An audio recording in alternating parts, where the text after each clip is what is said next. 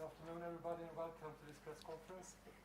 The DG will say a few words, and after that, happy to take questions. Well, good afternoon, everybody. Thank you very much. I landed 20 minutes ago, literally. And I'm very happy to be back and to see you all. Just to give you a bit of context before you ask questions that you may have. As you know, I went to Ukraine and I visited the South nuclear power plant, where I had a number of meetings with the Minister of Energy of Ukraine, with the head of the nuclear company, Energoatom, and of course with the Ukrainian regulator there, and with some technical people from the station. This meeting was very important, not only to analyze the situation over there, but in a wider sense to discuss the next steps that we are planning to take, the next measures that we are going to be proposing to continue our work on safety and security there. Having completed that part of the trip, I moved on to the Russian Federation, to Kaliningrad, where I met with the Director General of the Rosatom Corporation, representatives of the Russian Ministry of Foreign Affairs, and also the Russian regulator. And there we also discussed some of these issues from, of course, their perspective. The work with this, started, and we are going to be continuing in the next few days. So this is the context, and having said that, I am at your disposal for any questions that you may have. Do we have any questions? Yes, François. Hi, DG. François Murphy from Reuters. Hello, François. Hello. I feel like everything is a little confusing at the moment, so perhaps we could sort of straighten a few things out. First of all, on the one hand, there's this idea of the framework agreement, and then on the other, there's the assistance that you're providing. Sort of initially, it sounded like you wanted a framework agreement before you could provide assistance, but then you announced that you were starting some assistance the moment you arrived in Ukraine. It sounds like talks on the framework agreement are continuing. So could you tell us what aid do you intend to provide overall? Yes. How much of that has already been provided? Yes. And where are you on the framework agreement? Well, thank you very much. Very pertinent question. I would kindly ask you to bear with us if in the middle of military conflict we cannot be as orderly and systematic as would be desirable in peacetime. So not always everything goes as you plan, because there is this situation. But let me say, initially, yes, there was this idea of having an agreed framework that would be accepted by all, and this was part of a number of consultations that I had, as in any diplomatic process where different options were considered. Initially, there was an idea to have something trilateral, then to have it codified separately. But the reality is that there were a number of observations on the impact of this kind of approach on other political matters. And I took the decision that what's important here is to work on the nuclear safety and the security of the plants. I have said from day one that there is a real risk, and that my intention was not to engage in a process of negotiating drafts after drafts after drafts of a paper. It doesn't make any sense in the circumstances. So I do have, if you want, an agreed framework. I do have it. But the difference is that we have agreed separately with Russia and with Ukraine on what we are going to do, and this does not require to agree on the wording of a specific document. That doesn't mean that we are acting out of thin air. We have a very detailed list of activities that have been agreed with Ukraine on the basis of a document of a purely technical nature, and I can describe that to you if you are interested. The assistance has started, actually, because I mean, in my trip, I took with me some radiation monitoring equipment, portable and of a different nature, which is needed in different locations there. So one can say that we have started that. In terms of the activities and the assistance that we are going to be providing, it has many aspects. There is one that has to do with advice and support, which is being given remotely by our teams from Vienna. Some of this has started, but we still needed to discuss with them on some specific issues that were necessary. So this is one thing. The second is in the area of delivery of equipment. Delivery of equipment, as I told you, has also started, but they do have needs. There are needs that we also want to assess from our own perspective. We also have a very important number of countries, member states, that are offering us assistance, but of course this needs some order. We have to reconcile what our Ukrainian colleagues need with what is available, and have us as a bridge and as a technical advisor to do that. There is another area which is, of course, very, very important, which has to do with the physical presence of IAEA experts and inspection safeguards on site at different places. We also discussed about this. We are not, of course, planning to have large numbers of people out there. We are discussing what kind of specialties, what kinds of expertise may be needed, and this, of course, is different if you're talking about Chernobyl, or if you're talking about Khmelnytsky, or if you're talking about Rivne or South. It depends on each one of those. So we have agreed about that as well. There are a number of logistical considerations, as you can imagine. My own trip had lots of them because of the reality on the ground with an ongoing, I must say, military conflict. And I want to remind you that I went to the nuclear power plant, which is closest to the war zone, all right? So that is another thing. And finally, and I believe quite importantly, we agreed to have a rapid assistance mechanism, which means that in case, and hopefully this won't be happening, in case there was a situation, an emergency that may be taking place, we are setting up a mechanism whereby we could be sending a team to assess and to assist almost immediately. So as you can see, there is a lot of, I would say, different groups of activities that we are undertaking. Under each one of these headings that I'm giving you, you can decline them into a good number of more specific tasks that are going to be undertaken. So I hope this long answer provides some clarity in what we have been doing. Perhaps you could just give us a vague idea of how far along you are in, because you've mentioned before that you have very specific plans for what you want to do there. These are right? the plans. I understand, but so how far along are we now? So what, I mean, just the plans very vaguely. are there. The plans are there, and we are starting next week. But you said when you arrived there that you were starting then. So how far along are we in deploying all this assistance? We are starting with a number. What we did was deliver some equipment.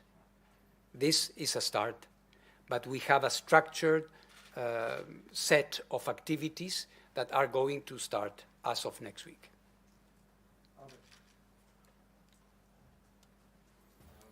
Hello, Albert Otti, DPA, German press agency. Thanks for this explanation. I still have some follow-up questions or things I don't really understand. First of all, what kinds of parts are you supplying? And second of all, what kind of advice or what is the purpose of the missions that you're planning to send? Because I assume that Ukraine has a very high level of nuclear expertise, so why do they need the IAEA at this point?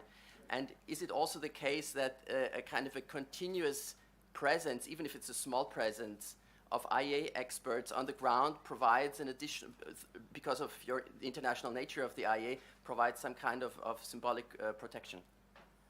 No, well, yeah, this needs to be clarified.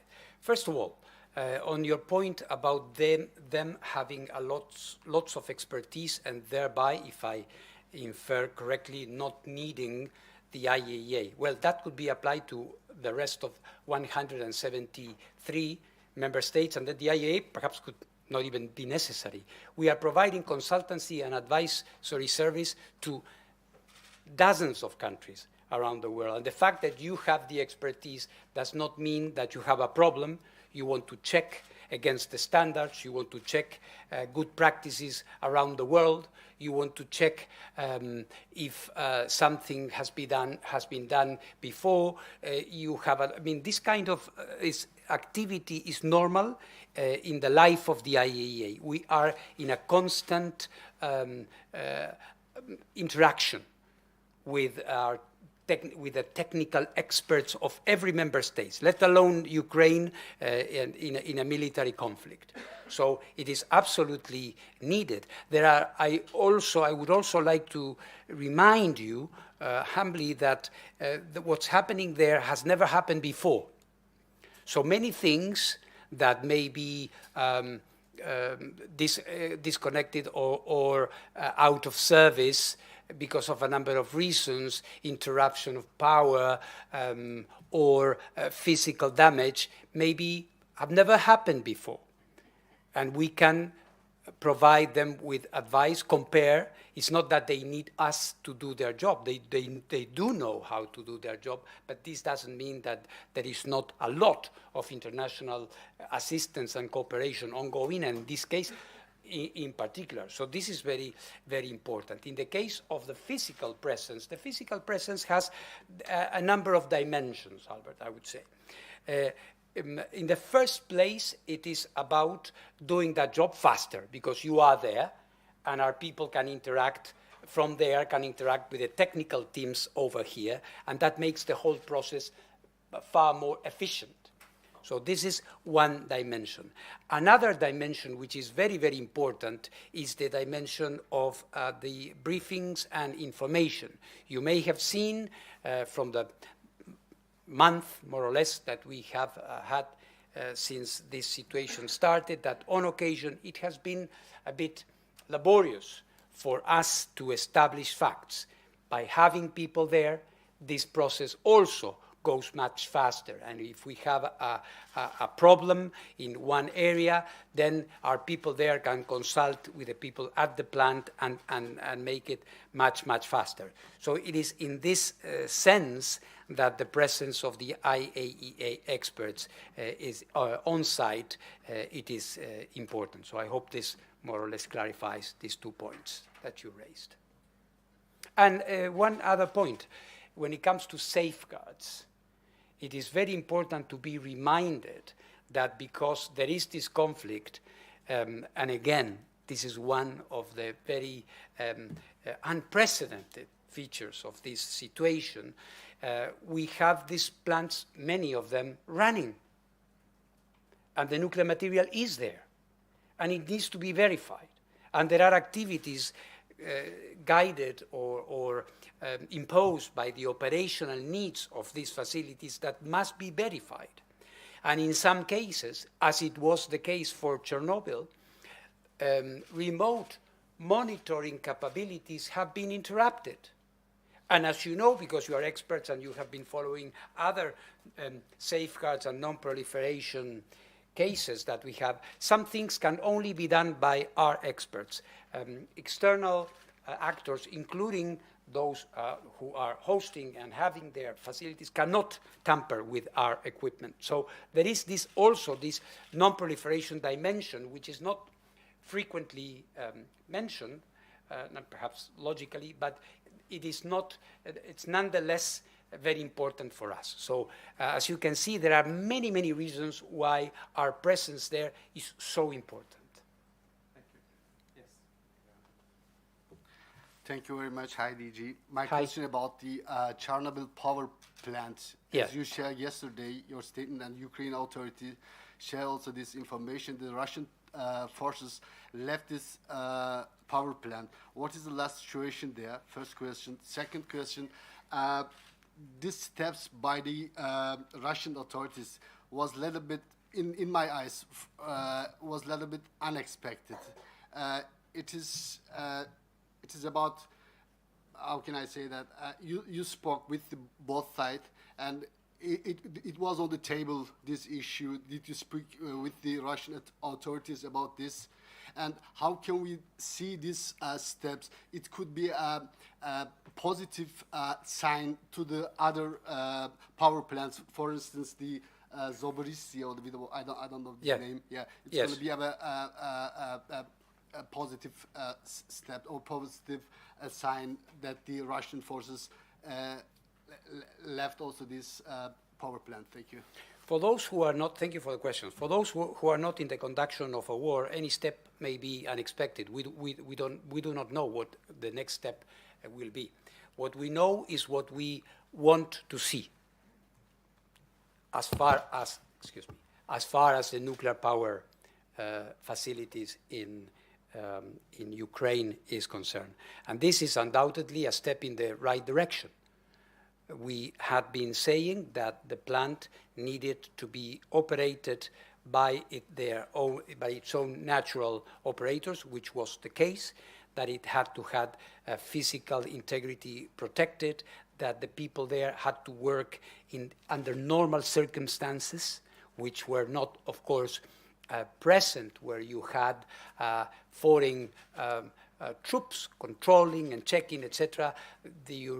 Perhaps you remember the issue of the shifts of the personnel, which were not being done. So it is obvious that we were raising this issue from day one of the occupation of this plant, which did not coincide with the operation, with the start of the military actions there.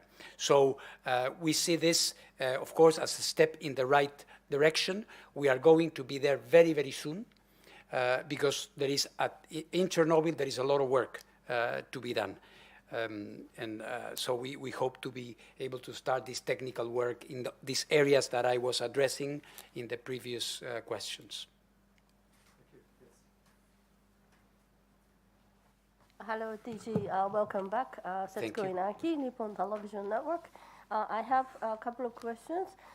Just for the readers to understand, when you talk about the equipment, are we talking about like a more advanced diesel generator, or the fuel itself, or what are you, apart from the portable radio Geiger counter, what else can you say that you're providing? That's question number one. Mm-hmm. Question number two is that it seems like you're going to have to do the whole counting of the nuclear material in Chernobyl because the data is not there. So you just want to go there and make sure that everything is as before. Yes. And how long would that take? And then how many manpower do you need? Mm-hmm. That's question number two.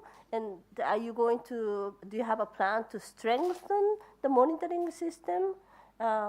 Apart from what you have now? Yes. The number three is you are putting a lot of people in Chernobyl now. So did you get the sort of clear assurance from the Russian side, although that the whole framework is not agreed? But may we assume that they said that it's okay for you guys to go in? Thank you. Very good. Lots of important aspects there. In terms of the equipment, it does include what you mentioned. It may be including other bigger parts, but I would like to be prudent at the moment because we have to reconcile the list that our Ukrainian counterparts have given us with what we have, and we are in discussion. So it would not be correct for me to say exactly what we are planning to provide until we have an agreement with them. They are the interested party, if you want. They are sharing with us lists which are quite detailed and go beyond personal radiation monitoring equipment, I can assure you, but we have to agree with them before this can be, there's nothing, I would say, mysterious about it. It's normal safety equipment, but we need to agree with them. In terms of the nuclear material, yes, we are going to, we can do that relatively quickly. We do not feel, we have a clear idea of what is there, as you know, in the spent fuel ponds and in other places at Chernobyl. So it's something that can be done. It has to be done rather quickly. If you remember, when I, give me the two. When I came back from this is the most recent? This is the most recent. This is the most recent. When I came back from Antalya, I showed you something like this. And as you can see, this is all Chernobyl, okay? So we have been losing the monitoring assessment quite consistently. And this is what we need to restore. So it doesn't mean that we are not registering things. We have to reconnect some things, and it can be done quite quickly. I don't have a problem about that or a doubt about that. But of course, it needs to be done, and the sooner the better. The sooner the better. Then your other question is a bit more difficult to answer, because what you are asking me is whether we have full assurances that everything is going to be fine. We are going to get as good as an assurance as we can, because, as I said, I would not put my staff in harm's way. But we need to recognize that that there is an armed conflict and there is shelling, and so we need to have secure routes. We need to have protection. We need to have zones that are deconflicted to move through. So we are very serious about this. We are, of course, we have our own security capabilities. We are in contact with the Ukrainian authorities which have been supporting, for example, my trip now. And of course, we are talking to the Russian side. We are talking to UN security. I benefited and I take advantage of the occasion to thank again the Secretary General, who gave me his full support of the United Nations, who gave me his full support and provided some armored vehicles for us to move around. So all these things can be done, but you need to take lots of precautions, and we are going to be doing that. Yes. Hello, DG. Hello. This is Jordi from Agencia F. Thank you very much for doing this, and welcome back. Thank you. I want to come back to Chernobyl. You met the Russian authorities today. Is there any, did they tell you why they left Chernobyl? Is there a technical nuclear aspect, or is it just a military security reason? You might probably not have spoken about it. Mm-hmm.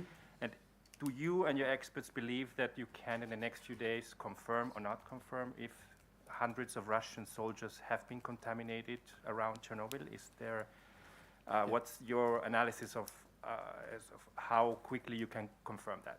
Thank you very much. Yeah, on why they left, well, they didn't discuss that with me. I think this is a decision by military authorities, and it was not on the table. It's not the kind of things that we were discussing. On the issue of radiation, we are already in consultation with the Ukrainian side, and also we offered our Russian colleagues if there is any information that they want to share with us. As you know, and this has been under the general consideration for some weeks now. The general radiation situation around the plant is quite normal. There was a relatively higher level of localized radiation because of the movement of heavy vehicles at the time of the occupation of the plant, and apparently this might have been the case again in the way out. So we heard about the possibility of some personnel being contaminated, but we don't have any confirmation about that, and we have a lot of expertise in-house to help if that was required from us. But none of these reports have been confirmed. Hello, DG. Just Hello. Linda Kara from Agence France Presse. Thank you very much for doing this so quickly. A few questions, if I may. Can you confirm the equipment and the personnel, are you planning to send those to every nuclear facility in Ukraine, including Chernobyl? Secondly, are you disappointed by the fact that this broader framework seemingly isn't going to be happening? What would you characterize as the main obstacles to that? And lastly, I wondered if you might give us just a general impression of how you found the situation on the ground in Ukraine in terms of, you know, your colleagues from the Ukrainian regulator, the people who are at the power plants there. Obviously, it's an extremely difficult situation for them. How are they bearing up? How is life there for them right now? Yeah. Okay, thank you for the question. Regarding the equipment, yes, I do hope to be able to deliver the equipment at every place where it's needed. Given the circumstances of different facilities, this may require different approaches. In the case of Chernobyl is one thing. In the case of the other power plants, there is the distance and there is the military situation. One of the plants remains under the control of the Russian forces. So that will undoubtedly require a different approach, but nothing makes me think that there would be an impossibility to do that. If I'm disappointed about the agreed framework, as I said, no, because first of all, we have an agreement. We do have a framework. We do not have that element. But let me tell you, a good diplomat has a good toolbox. And when one tool doesn't work, you take another until you get what you want. So I'm not enamored with anything. The important thing is that the tool that you take does the job. And what we have now is doing the job. And then, however, of course, you know, the human aspects are very important. You may have seen me talking to the staff. I really wanted to do this, to express my admiration to them, the recognition that we all feel for their for the situation they are going through right now. But I can say I saw them very determined. I saw them working well. I saw them also comforted to see that the IAEA is there, side by side, offering assistance, being present.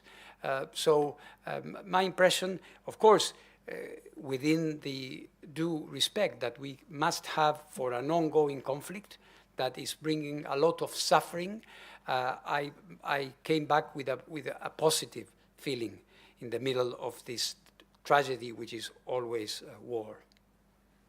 Very quickly, when it comes to personnel, that's also every site if needed? Sorry? When it comes to personnel, you could send that also to every site? You could send them to every site if necessary? Or it's a case-by-case I don't basis? really understand. Every site? You mentioned equipment. Yeah. But in terms of agency personnel, is it well, possible? yeah, sorry, I didn't get the idea very clearly. This is something that we are going to be deciding with the Ukrainian authorities. We have our ideas, we shared with them ideas and a chronogram, but they have to look at it and tell us what they want and in the order they want it. Thank you. We can take one more question over there. Yeah. Hi,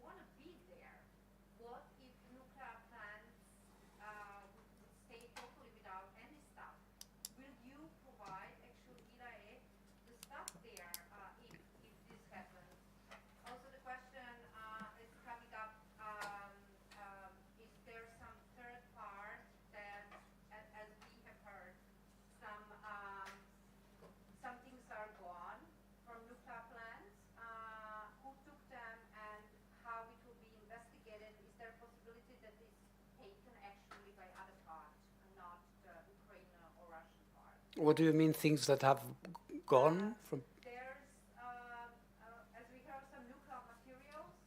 Is that true? They are not away from the plant? We don't have information about nuclear material having disappeared from. No. But it's a relevant thing, and it has to. And I think it's relevant in the context of my previous comments about the safeguards activities that we need to perform. We need to continue performing all our activities so that we can give the credible assurances that that is going to be the case.